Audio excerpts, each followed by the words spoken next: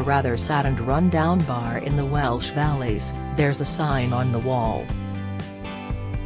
Put up in better days on the slightly stained walls and aimed at lifting the spirits of even the most world-weary drinkers, it includes the optimistic maxim, "Believe in miracles." "I've certainly taken that message on board," jokes the inn's unlikely new owner, Martin Roberts. "Oops, I've bought a pub." The irrepressible host of the BBC's renovation series Homes Under the Hammer smiles as he continues, "This is the most daunting challenge of my life, something I never thought I'd do in a million years." Frankly, it is a message he will need to heed in the coming months.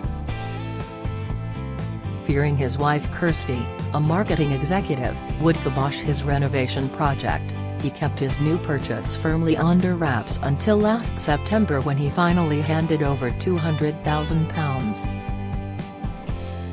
In doing so, he became the proud owner of the Henderwen Inn and Hotel in the village of Blaine, at the top of the Rhondda Valley, an hour's drive from Cardiff.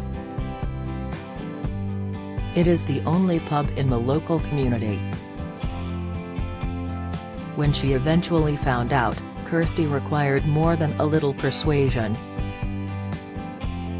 "My head is still spinning right now," she admits from the comfort of the family home in Bath, where daughter Megan, 13, and son Scott, 16, go to school.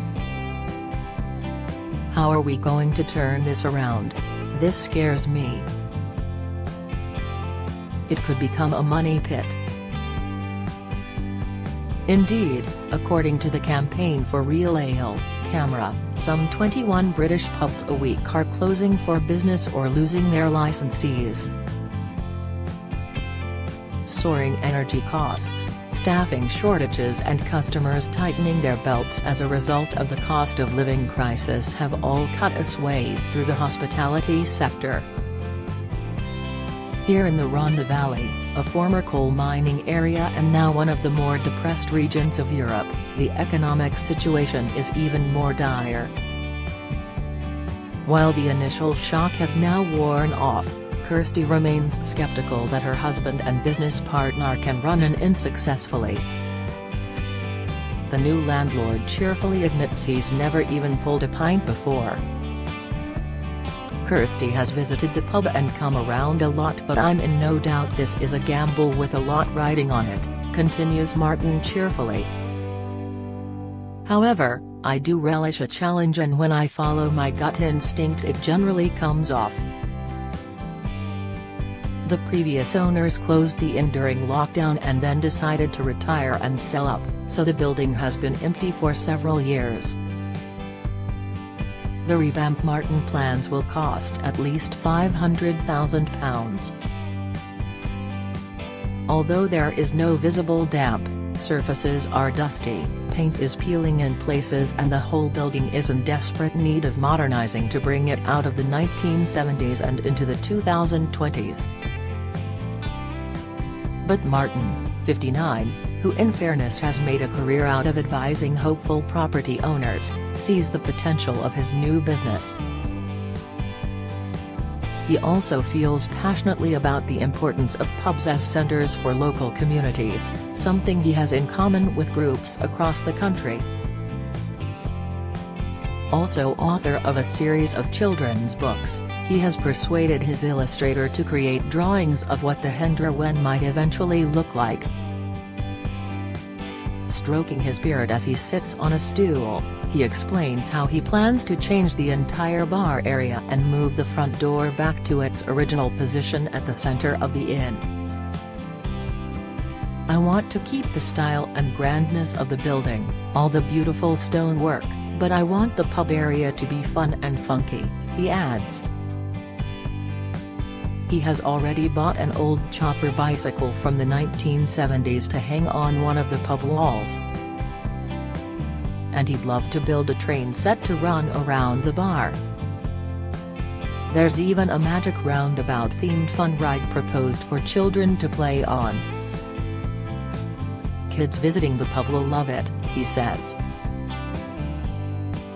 "It will help create a lovely, fun atmosphere." When I told my wife and kids about the magic roundabout ride, they thought I was mad. We want to have comfy sofas to make people feel at home. I think it will have a bistro feel with a buzzy atmosphere. Until its closure, the Henderwen had been an important part of the community for decades. I see owning it as being given a gift, and I want to give that gift back to the community. As well as TV presenting, Martin and his wife have a large portfolio of properties, mainly used as Airbnb rentals. They have plenty of experience in property renovation, including a beautiful old farmhouse nearby that dates back to the 1650s. Over time we all fell in love with this glorious part of Wales, he says. My son loves mountain biking, and this valley is perfect for that sort of thing. The scenery is sensational and the people are just the most generous and warm-hearted people you could hope to meet. While staying up here, I heard about the hotel going up for sale and had to go and see it. Within a few minutes I could see the potential. I knew I had to have it and bring the pub back to life. The INN has 2 bar areas, at least one of which will be used for live bands and karaoke nights. As landlord, he is keen to make use of his music license as soon as possible. The 4 bedrooms upstairs are cozy but dated, and next to them is a function room which will be converted into 2 more bedrooms, one possibly a bridal suite. One side of the pub is a car park.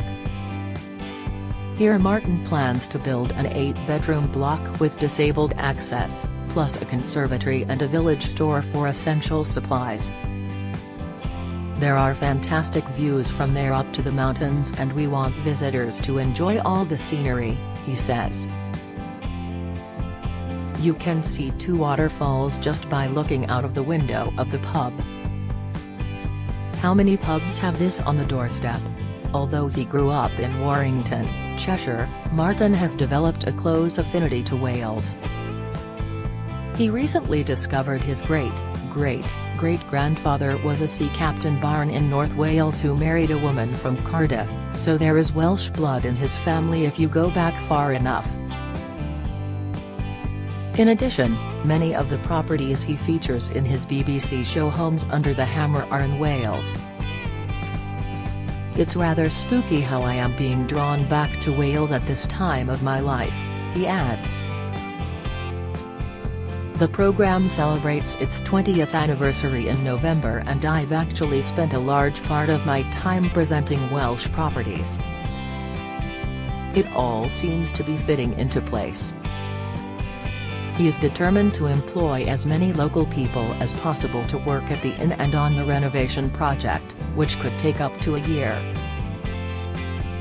His love of trains has also led him to become patron of a campaign to reopen a disused railway tunnel for cyclists and walkers, which has its entrance just 500 yards from Henderwen, as a gateway to the Brecon Beacons beyond. Built in 1885 by the Swansea Bay Railway, it was closed in 1970 because of concerns about damage in the tunnel roof. The campaigners are asking the government to spend £15 million on renovation, making it one of Europe's longest pedestrian tunnels, at just under 2 miles in length. With my illustrator, we have been working on a new logo of a dragon standing at the entrance to the tunnel, adds Martin. The Welsh dragon has been sleeping for decades, but it's time to let him out. For now, Martin is letting his imagination run riot, turning the Henderwen into a successful and popular inn at a time when, around Britain, many if not the majority of pubs are facing an existential threat. Camber chairman Nick Antona has said, "We risk losing more pubs which are at the heart of community life and play such a crucial role in bringing people together and tackling loneliness and social isolation." With the cost of doing business rocketing, energy costs sky high and customers tightening their belts, it is little wonder that hundreds of pubs across the country are closing for business or are standing empty. Martin agrees wholeheartedly. "We can't just watch all these pubs go to the wall," he insists. Pubs are the center of communities, places where people meet to love, laugh and cry together as a community.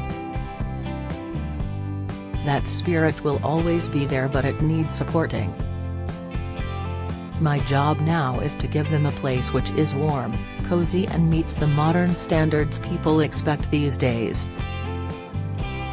They want to be entertained as well."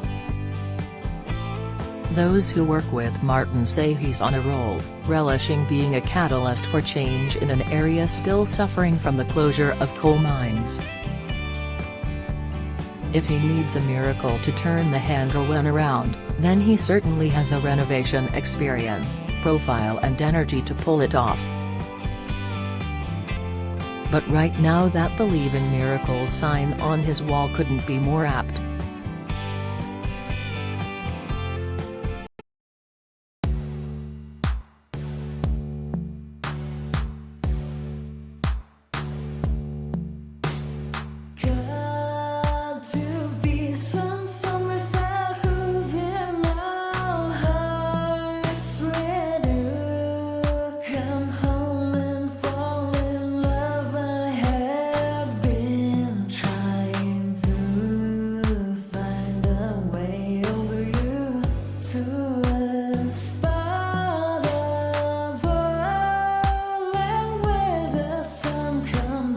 From above, now take